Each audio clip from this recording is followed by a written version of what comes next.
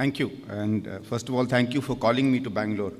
It's a city where I studied in, and in fact, something I always enjoy coming here because it's the city where I first fell in love.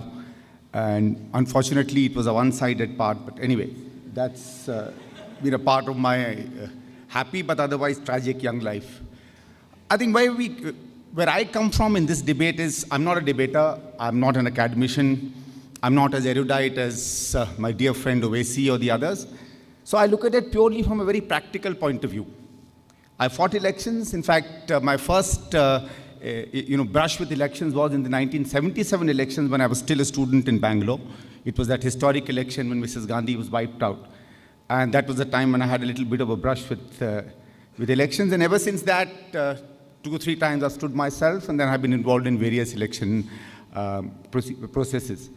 I've seen 2 significant changes over the last 25, 30 years. The first is that while caste and community appeals to your basic identities and your baser identities, your social and religious and cultural identities was always there, it was much more a matter of a consolidation of particular communities around particular people whose personal or party identities kind of reflected with those communities. But the difference now is it's much more the consolidation of a community vis-a-vis some other community. It could be a caste, it could be a religion, and therefore there is either a perception of a believed or a real enemy. And I think that's a substantial difference. The second is the pace and the manner of communication, which was rather pedestrian, not supported by technology, much more word of mouth, perhaps a little more nuanced in that sense, and much more dispersed when I was young. Today is far more powerful. I think people are talking across languages, across communities, across states, and therefore the impact of divisive propaganda is therefore that much faster and that much more powerful. And the reason to recognize these 2 is where I come to my major point. And that is that this act by this suggestion by the Supreme Court or this order by the Supreme Court actually lasts for the 45 days when we are fighting an election. Communal and caste propaganda continues for all 5 years in between elections. This does not cover the 5 years when people talk about their communities, when there is propaganda being done about religions or about castes or about divisive or consolidating issues. And therefore, it's only in those 30, 35, 40 days that this comes into operation. And the biggest problem that happens there is that especially for parties or for people or for communities who are at the receiving end of this kind of a discrimination, especially when people are trying to consolidate larger groups, and as Ovesi just reminded me, it's actually a first past the post system, so you actually hedge on to a few communities. It's very difficult to counter arguments in those 30 to 35 days until and unless you stand up and counter in the language in which this propaganda was there for 4.5, 5 years.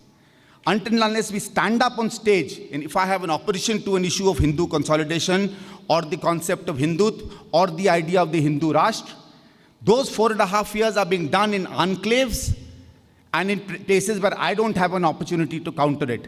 But during those 40, 45 days, I have an opportunity on a public platform to come forward, question, answer, counter, and try and convince the people to which that propaganda has gone through as to what my point of view is.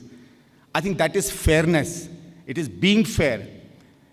The attraction or the appeal to caste and community in any case is happening. And let's get out of this notion of ours. You all maybe, some of you are voters and some of you may be becoming voters, is this grand belief that we actually elect good candidates and we actually always vote in good governments and development governments. There are innumerable examples to show that actually good governments have been voted out. And half the time you really don't know why good governments have been voted out. And when you actually come to the end of it, you find it is this notching up of various communities and castes. And good government defined in a development manner, and development in a very, very small infrastructure, a few roads, a few irrigation, a few infrastructure kind of manner is that they don't counter this kind of a propaganda that's going on for 4.5, 5 years. So my thing is that if you actually stop this kind of an argument going on, what you're actually going to do is you're actually going to help reinforce all the prejudices and beliefs that have been built over a period of 4.5 to 5 years. And which is one of the principal reasons I seem to say that I think this is something that we should not oppose to. Let me give you a few examples. And also remember, if you actually open it up for debate, open it up on political platform, there is an argument that says that if you politicize something, if you bring it on a political arguing platform, you actually make it much worse for reasoned debate to happen. I can understand that. That will happen in the beginning. It happened when you talked about gender rights. It happened when you talked about gay and lesbian rights. It happened when you talked about rights of the very poor communities. It happened when you talked about reservations. But over time, as the force of that rhetoric, as the violence of people's reactions subdues and settles down, even on political platforms, I would believe that more reasoned, more open, more constructive, more fact-based, more truth-based debates will start happening on issues of caste, on issues of community, and on issues of religion. Owaisi Sahab will then have a chance to come on this stage and actually counter and talk about the allegations that's made not only against him, but his entire community, about the prejudices that have been drawn from the 1,000 or 1,500 years of India's experience with regard to various people when they came into India. Right now, he does not get those opportunities. He gets those opportunities only in places where he speaks, where most of the people listening to him come to listen to him because they already believe in his points of view. And that is an issue with politicians. We rarely get to speak in areas on occasions when there are people of different point of views who will listen to us debating where their points of view are discussed by their patrons and their leaders, and we can counter them through our patrons and our leaders.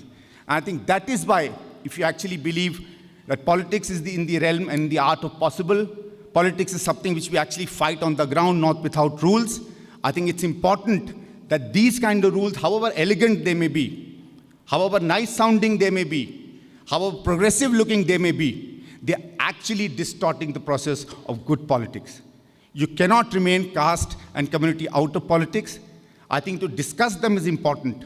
I would be very happy if actually this law applies to the entire period in between elections, and whether elections take place or not. I can still understand then that maybe some of these debates, some of these arguments, some of these appeals could actually be counterproductive to what some people would believe is better politics in that sense. But since that does not happen, I think making an artificial suppression of what is actually one of the principal reasons why people vote and are still voting, and we found evidence of that all through in the past, not only this election, but many, many elections. For example, what happened in the Babri Masjid Ram Janmabhoomi issue in 1991 still dictates a lot of our voting.